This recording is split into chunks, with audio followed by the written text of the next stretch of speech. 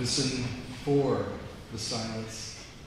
Listen to the silence. Listen through the silence. And what do you hear? It seems some of you knew what that composition was that Markus and the choir just performed. It's known as 4 minutes 33 seconds by 20th century avant-garde composer John Cage. It is designed to get one's attention. I think it might have worked. This piece challenges our assumptions. For instance, that for the anthem in the order of service, we'll see the choir come to the chancel, so we'll expect to hear a choral song, and we hear only silence instead. Our expectations, when they are altered, they cause us to pause and tune in a little deeper. And this phenomenon is echoed in the Rig Veda, one of the holy books of Hinduism. Our colleague Abhi Janumanchi, a Unitarian Universalist and Hindu minister, teaches about Nada Brahma, the world is sound. In one piece of that discipline, you are asked to listen for the silence. Listen to the silence. Listen through the silence. What do you hear? In this mystical approach, not just to music, but also to life and to death, this mystical approach is what brings us here to gather this morning in an annual service honoring our beloved departed. Indeed, silence is tricky, elusive. Our world seems filled with endless sound and fury, does it not? So silence, when it arrives, heightens our awareness and our attention. Indeed, the very word attention comes from the same root word, attend, to wait. Silence is like a nothing when we expect something. And this awareness of nothing, of silence, of an absence, this is one experience that we all have when one of our loved ones dies. Before the John Cage piece, board member Michael Hetrick shared a loving remembrance of his grandparents, Ginny and Lee. From now on, when you see Michael's dimples, you will always think of Ginny and remember that ancestral wisdom that she shared. Be present. Be here. Find the miraculous in the common. Beloved, we gather this morning to do what people have done throughout the ages. Around the world, people are moved to compose and celebrate rituals honoring their ancestors. And many of these rituals happen in the window of time between autumn and winter. We perceived that doorway, the veil between worlds of the living and the dead, as thinning as our days grow shorter and colder. Ancient Central Americans had a variety of rituals with varying complexity honoring the dead, and even some mocking death itself. Today's Day of the Dead celebrations are what remain of those ancient rituals. The various peoples of Central America now celebrate the Day of the Dead from October 31st through November 2nd, thanks to the conquistadors of Catholic Spain. so those holidays would coincide with All Saints and All Souls Days. Traditional religious rites in Africa are wildly diverse, and there is no single common practice. Yet honoring the ancestors in regular ways is a priority in all of those cultures, whether by wearing amulets, pouring libation, creating altars, and places to simply commune and remember and reflect on the dearly departed. Today, our sacred wheel group in the back under the clock prepared an altar of remembrance for us. I hail from the ancient Celts, those peoples from Ireland, Wales, southern England, Normandy, even parts of Spain and Portugal. The Celts called sundown October 30th through sundown October 31st Samhain. You see, sundown October 30th was the end of their year, and sundown October 31st was the beginning of the next year. And the 24 hours in between were different and deemed out of time. On that day, Samhain, the Celts believed almost anything could happen on this physical world that we are so accustomed to. And that's a little scary, isn't it? The Celts would go to grave sites or to the very places their beloved died with their favorite food and drink. They would set hay bales on fire to light their way, and in those days it was not considered safe to be out late into the dark night, there being no security cameras or street lights. It was a big deal for everybody to come out all night to honor the dead ancestors. One hope was to catch a glimpse or a sound or some message from one's dearly departed. Perhaps it felt a little bit like listening to that one bird song among the many as in our time for all ages today. The Celts tuned their attention on Samhain toward the mystery, toward that eternal silence, to see what they could hear through it. They intuited that the universe contains way more than we can see, know, or ever measure with certainty. All of these rituals sought to honor the here and the now and the hereafter. Now, of course, we know over time that the Catholic Church co-opted and repurposed these traditions. They created All Saints' Day on November 1st. They renamed Samhain as All Hallows' Eve, or Halloween as we call it now. And All Souls' Day was added later, November 2nd, extending the festival to include not just the saints, but all who had died. And All Souls' Day became a major holiday, therefore, in Universalist theology because it honored the all instead of just the few. I imagine that most of us no longer have regular practices of courting our beloved dead to teach us. Indeed, some might think it's a little odd to stay awake all night in the cold or to try to hear messages from the great beyond. Am I right?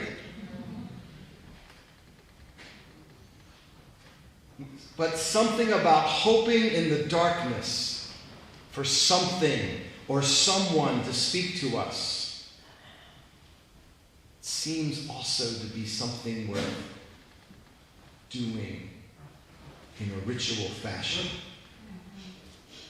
Perhaps it scares us to approach the metaphorical veil between the living and the dead because we fear death, we fear the unknown, but also because what we perceive, we are required to respond to. An encounter encumbers us to enter into relationship, even with the unknown. To experience what is called a liminal space, a place in between or out of time, where things may have the potential to behave differently, this can unsettle us, right? It can fill us with anxiety, even dread, like a sudden absence or a sudden death, like an unexpected silence, like a nothingness that just comes upon us. Here at UU Montclair, one way we honor our ancestors is in our community ritual to bring us all to the altar of memory. We light and float candles in water as we speak the names of our departed. We look for ways to tell their stories to one another. And there is something powerful about speaking aloud these names, invoking their attention and ours, and holding silence as we light candles, all in this sacred time and sacred space. We give voice to the fact that our ancestors are always with us. We proclaim to the world, and perhaps even to the ancestors themselves, that we will never forget them. In so doing, we affirm something very deep inside of us, that we hope to be remembered. That we hope that long after we are gone, our tales will be told with love and longing. And in this remembering, this act of will to recall the pain of loss, so the ancestors will not be forgotten, we may actually be keeping them around in a very real and scientific way. Let me explain. A neuroscientist friend of mine from Virginia says, our beloved dead have an existence within us after they are gone, so long as we remember them and tell their stories. She says, the dead live on in the synapses of our brains, in those places where memories are stored and recalled. And now consider, the synapses in our brains have membranes that never touch.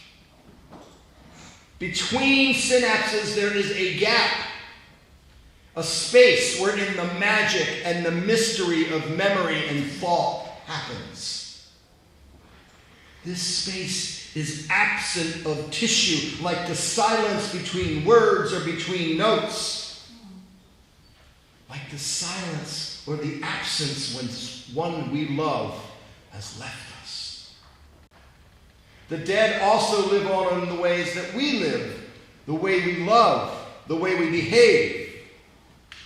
Whether it is memories of grapefruit or how we notice our own smiles or eat the turkey gizzards, the way that we love art or music or science or whatever we love, our ancestors remain part of who we are long after they are gone, and it is best that we remember this so we know ourselves better. In addition to bestowing the honor to which our beloved dead are due, our ritual confirms our own truths of why we are the way we are and how we are formed by a myriad of people and communities. And in this remembering, we recall that we are the ancestors of tomorrow. And when we know this, it requires us to act with dignity, integrity, compassion, and justice. We honor them to bring honor to ourselves and remind us why life is worth living and what we are called to do here. Now, it is very true that this can be a difficult time of year, all these rituals of the ancestors. A tough time for some, is it not? Because some of us may not know our ancestors due to violence, oppression, migration, family secrets, natural disaster. Some may not know their ancestors due to adoption. Some may not know their ancestors because 400 years ago, human beings began being shipped to these shores like cargo, stripped of their ancestral connection and culture. Some may also have ancestors, well, better left forgotten, or at least not emulated. And many people with such ancestors, they create their own new families and new mentors. They gather among them the ancestors they wish to emulate. In one way that folks here are composing this, thanks to Lou Dodge, sitting right here in the third row aisle, are these testimonials. He is gathering these, so come and see him if you have a memory of a member of UU Montclair who was with us no more. And in here, he has shared memories of Horst Hoyer, of Julian Kaplan, of Penny McNaughton, Jean Nowak, the list goes on. We are a people of story and memory. We offer words of praise onto the silence of the absence of our loved ones. In honoring our beloved dead, we participate in acts that are ancient and necessary. And in so doing, we court mystery. Now, John Polkinghorne knows something about mystery. Once an award-winning physicist, Polkinghorne later became an Anglican priest. And in so doing, Polkinghorne lives and works on the edge between science and faith, somehow mastering both. And he explains his project like this. I became well aware as a physicist that there are limits to human knowing beyond which we will never travel. Everything that lies beyond the horizon of human knowing, I call mystery. And for me, this mystery is the domain of the divine. There is more to our universe than is dreamt of in all of our science, poems, and philosophies. Many things are unknowable to human beings and will remain so forever. Many of life's earnest questions, therefore, are best approached by faith or intuition or art, because the answers to those kind of questions lie far beyond our certainty. And that realm of mystery seems silent to us because, like birdsong, we may not know how to hear it or to distinguish it or to measure it. That mystery, that realm beyond human knowing, reminds me of how Irish mystic John O'Donoghue explains nothingness. The great mystic writes these words: the eternal comes to us mainly in terms of nothingness and emptiness. Where there is no space, the eternal cannot awaken. Where there is no space, the soul cannot come alive. So we need to leave space. We need to pause. We need to pay attention. We need to court silence and to hear through it. It is natural for us to fear the unknown. When we cannot understand or cannot measure or declare with certainty, we feel fear and confusion. In response, the modern scientific mind rejects what happens in those encounters altogether because of fear, not because of science. And in so doing, we are asked to miss opportunities to connect with the transcendent, with the eternal, in those ways that honor and learn from our ancestors. So, beloveds, mystery or the divine lies potentially everywhere, within, without. And today's closing hymn comes from Issei Barnwell, African-American UU from Washington, D.C. The words are from Senegalese poet Birago Diop, a leader in the French version of the Harlem Renaissance. The first line of the song is, "Listen more often to things than to beings." And this seems like a challenge, right? Because we're forced to listen to lots of beings, mostly other people, all the time. Whether in our roles as employees or workers or family members or voters. But Diop invites us into a more mystical kind of attention to hear what lies behind the sound. This is another manifestation of that Hindu lesson. Listen for the silence. Listen to the silence. Listen through the silence. Diop's vision is panentheist. Say it with me, panentheist.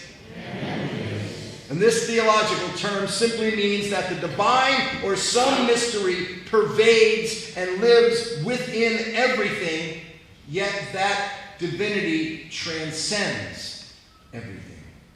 So as we sing this song, and yes, we will sing it, unlike the anthem, the silence between the notes, pay attention to that. The music between the words, pay attention to that. And let us imagine how our attention might be tuned differently to hear through the noise of the world. And let us see what else may be waiting for our attention, our enrichment, and our blessing.